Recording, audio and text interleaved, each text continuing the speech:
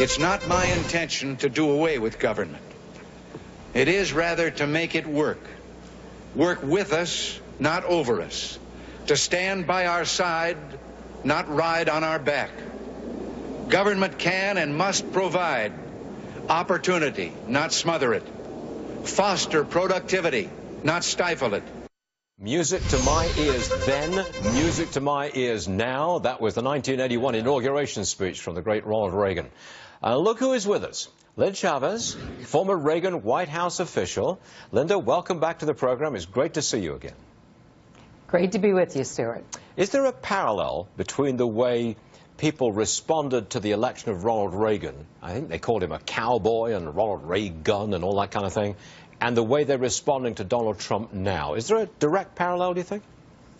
Well, I do think that people now look back on the Reagan years and they look at it as if this was a time when everybody embraced the Reagan agenda. They didn't. In fact, you know, there were people in certain voting districts who said they didn't know anybody who voted for Reagan, so he couldn't possibly have won the election. That was, I think, Mary McCarthy's famous line about Nixon, but it was equally true of Reagan.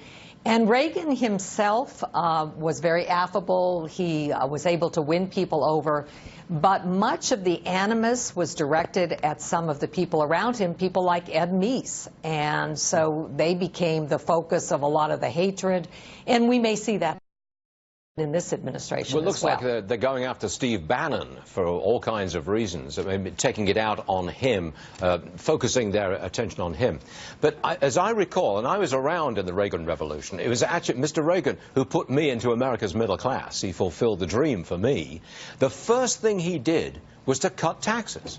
I remember him signing it at his ranch in California. Right there, he signed it. The first thing he did. Do you think that Donald Trump should do exactly the same thing? Cut taxes first and foremost, now, do it now? Well, I think that's exactly right, because there are a lot of people who are unhappy at the election. I wasn't a Trump supporter, but I will tell you, I like his tax plan. If those tax cuts go through, you're going to see a real bump in the economy. And we've been looking at very, very sluggish growth. We've had the slowest recovery that we've had at any coming out of any major recession or depression. And so if he's able to cut taxes, if corporations and small businesses are able to start hiring again, cut taxes and cut regulations, I think that people will, in fact, accept Donald Trump, and some people will embrace him. Is there any job in the Trump administration that you might like? I don't think they're going to be calling me, Stuart. I know, but would you like anything? Well, I certainly wouldn't want to go through Senate confirmation. You know, I have never been confirmed by the Senate. Even President Reagan, who appointed me when I was still a Democrat, I still couldn't get through Senate confirmation.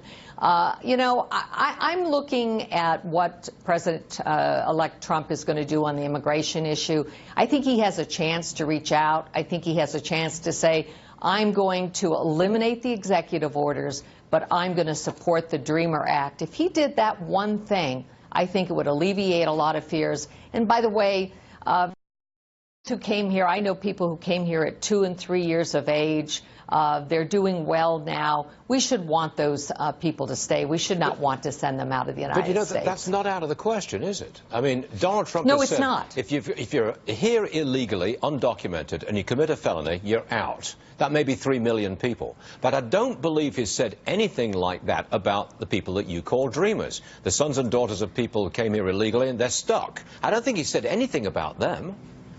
Well, he said he wants to reverse the executive orders, and I'm okay with that because I think President Obama greatly exceeded his power. He didn't have the power to simply, you know, issue an executive memorandum and give people the right to be here and to work.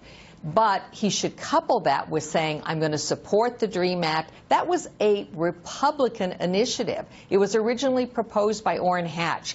So again, I think if he would just make a few of these little, I don't know, olive branches, throw a few olive branches out there, I think you'd see a turnaround right away. You might well be surprised. Linda Chavez, as always, thank you very much for being with us. We appreciate it, ma'am. Thank you.